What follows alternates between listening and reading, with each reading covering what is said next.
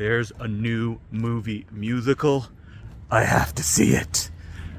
Last night's opening night film of Midnight Madness was DICKS the Musical. It's an interesting production because it's an original musical that was written by two guys who seem to have been workshopping it since like 2015 as a two-man show, and somehow it caught somebody's attention, so it's coming to us now as a full-blown, fairly low-budget version of it, directed by Larry Charles, probably most famous for a lot of TV work, and of course, Borat. And this is definitely a film that you can feel how much money it cost. It takes place on very few sets.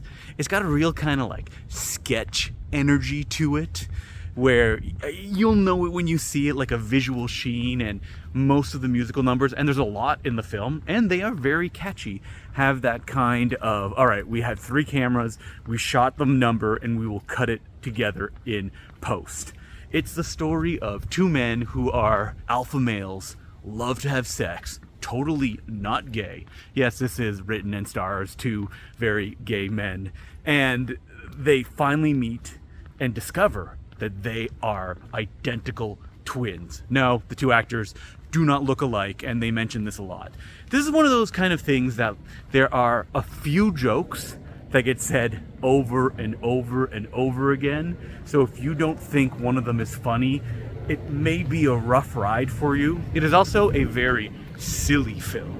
And by that, I mean that like the level of reality playing is not very high. That like everything is really exaggerated from the 2 lead performances, as well as the 2 performances of Nathan Lane and Megan Mullany as the parents of these 2 identical twins. I should point out, who have been separated from birth. Sorry, it's really early in the morning that I'm doing this, walking, trying to keep myself in frame. Nathan Lane is kind of a grounding element in the film, that even though his character is very big, he's dealing with something that is so ridiculous that really the only way for it to work was for him to do it with a straight face, and he does it wonderfully. Megan Mullany is probably the silliest character in the whole film. She even does a voice the entire time. I don't know if it works 100%, but boy, when she sings, especially any duets with Nathan Lane, it is fantastic because they got the pipes, they got the experience, so they can really give a gravitas to the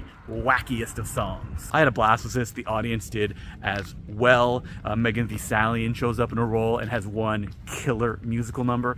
I will say I was a little disappointed that the songs were of the I don't know what, like the certain type where they're really fun. They all have kind of like a hook and a joke, but melodically they were very similar. So it was very tough to be like, oh, that song that had that kind of drive to it.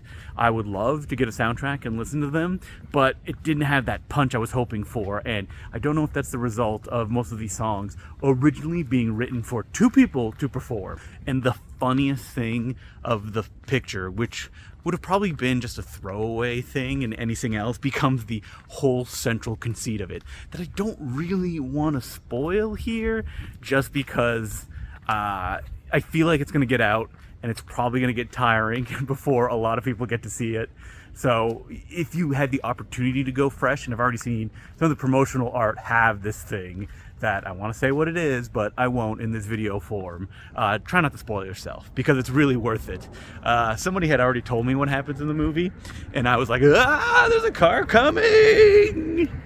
Someone had already spoiled what happened in the movie, but even seeing it for myself made me laugh and laugh and laugh, especially how many times it comes up. I think A24 picked it up. It was an independent production, and that I am cheering on everyone behind it, but like I can't imagine this getting a big theatrical release.